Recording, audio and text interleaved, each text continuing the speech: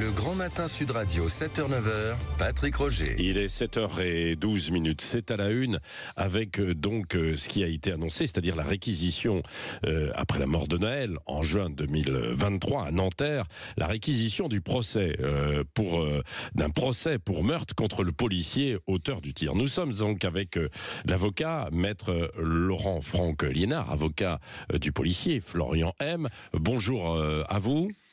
Bonjour. Merci d'être avec nous. Alors, bon, pour l'instant, ce qu'il faut dire, c'est que c'est une réquisition et que maintenant, il doit y avoir un juge d'instruction qui doit décider, c'est ça, de la tenue ou non du procès. C'est ça, en fait, en fin d'instruction, le juge d'instruction demande l'avis des parties.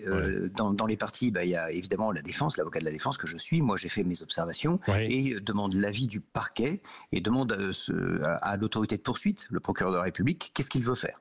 Le procureur de la République, là, dit il faut renvoyer mon client pour meurtre devant une cour d'assises. Et c'est au juge d'instruction de décider qui a raison. Entre les différentes observations qu'il reçoit. Oui, maître Liénard, dans vos observations, parce que ce que dit le parquet, c'est Florian M. n'a pas hésité à faire usage d'une arme dont il connaissait parfaitement la portée dangereuse, voire létale. Il ne pouvait ignorer le caractère probablement mortel de son tir. Quelles seront les observations que vous allez formuler à partir de cette réquisition ? Eh bien, ça n'a aucun sens de dire que mon client savait que l'armement était létal et donc d'en déduire une intention homicide. Quand on tire sur quelqu'un, on ne veut pas nécessairement le tuer. Les policiers qui tirent sur les gens, et ça arrive très fréquemment, les policiers et les gendarmes qui ouvrent le feu sur des gens ne veulent pas ôter leur vie. Ils ne cherchent pas à tuer quelqu'un. Ils cherchent à arrêter une action qui est une action dangereuse.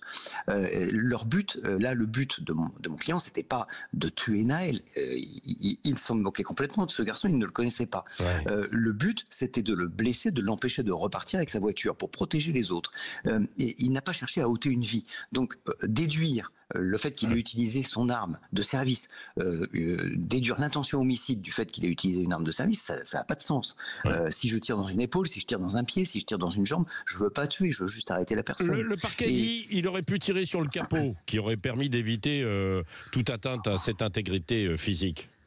Ah oui, alors ça aurait certainement vidé le liquide de lave-glace, bien sûr, mais tirer dans un capot de voiture, ça n'a jamais arrêté une voiture. Et ça, on a produit dans l'instruction de multiples expertises techniques et qui démontrent qu'une balle tirée dans un capot de moteur, ça n'a jamais arrêté une voiture. Et tirer dans les pneus, c'est encore pire, c'est risible. Le parquet sait que cette voiture, elle était équipée de pneus run flat, des pneus qui sont faits pour pouvoir continuer à rouler, même après crevaison. Donc, à quoi bon tirer dans un pneu, sauf à prendre un risque énorme de ricochet et en plus vu où était placé mon client, je ne sais pas comment il aurait fait pour tirer dans un pneu.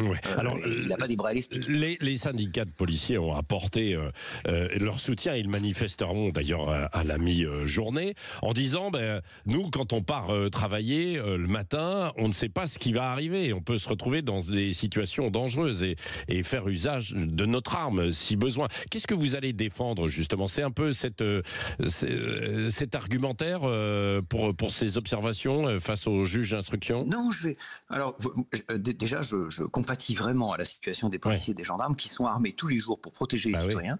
Et s'ils utilisent leur arme, on va leur dire vous êtes des meurtriers, vous allez en cour d'assises.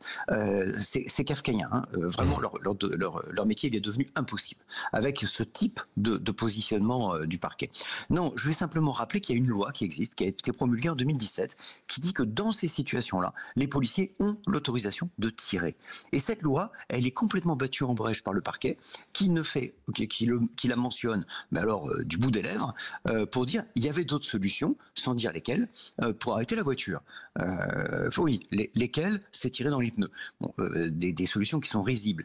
Quand on est sérieux, quand on connaît la balistique, quand on connaît le dossier, et qu'on a vu l'ensemble des expertises qui ont été faites, on se rend compte qu'il n'y avait pas d'autre solution. Et que la seule autre solution pour le policier, ça aurait été de laisser partir cette voiture qui, à 100 mètres de là, allait faire un strike, allait bousculer des gens qui étaient sur la place Nelson Mandela. Oui, ça et on qui ne allaient le au sait travail. pas. Ça, on ne le sait pas précisément, mais c'est parce qu'il allait conduire et prendre la fuite avec une vitesse très forte, quoi. C'est ça.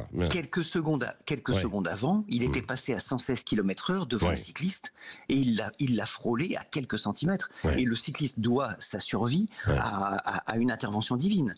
Parce que les deux motards qui étaient derrière se sont dit, là, il est mort, le cycliste. Il est mort.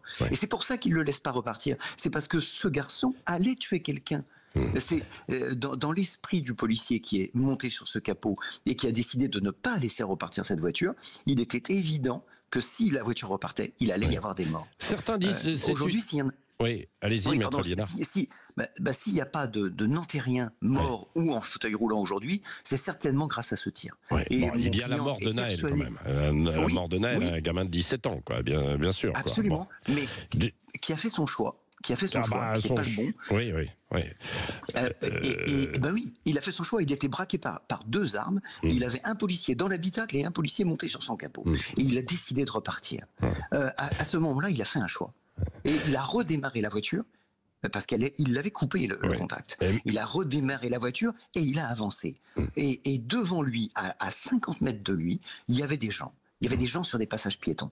Et ça, moi je suis désolé, mais à ce moment-là, ce choix-là, il a marqué le fait qu'on lui tire dessus de manière légitime.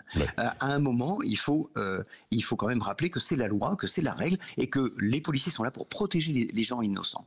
Et les gens innocents, c'est ceux qui étaient sur le passage piéton. Un dernier mot, maître Liénard. Certains disent que c'est une décision politique pour calmer les esprits et qu'il n'y ait pas de nouvelles émeutes. Alors, ce n'est pas une décision prise en conformité au droit.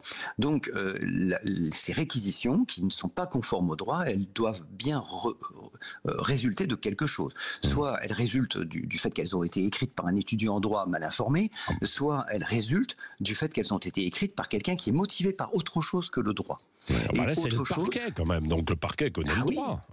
C'est le parquet de Nanterre qui, à l'origine, dès les premiers instants de cette affaire, avait pris une position erronée en disant le tir n'est pas conforme au cadre légal, sans même avoir entendu quiconque. Le parquet tout de suite a pris une position disant c'est pas conforme. Et aujourd'hui, il est tenu par cette position. Et donc il ne va pas se déjuger. Il ne va pas dire je me suis trompé. Il y a 1 an et demi, j'étais dans l'erreur. Non, le parquet donc maintient sa position erronée. Et ça, c'est déjà de la politique. Ne pas assumer son erreur et décider de poursuivre alors qu'on sait qu'on n'est pas... le parquet ne peut pas ignorer que ses arguments sont fantaisistes. Et donc, je pense que soit il est mobilisé par autre chose, quelque chose de politique effectivement, soit il ne veut tout simplement pas se déjuger, mais en tout cas c'est détestable. Bon, merci maître Liénard d'avoir été avec nous. On saura, puisque c'est maintenant un juge d'instruction qui doit décider de la tenue ou non du procès. Merci d'avoir été avec nous en direct ce matin sur Sud Radio.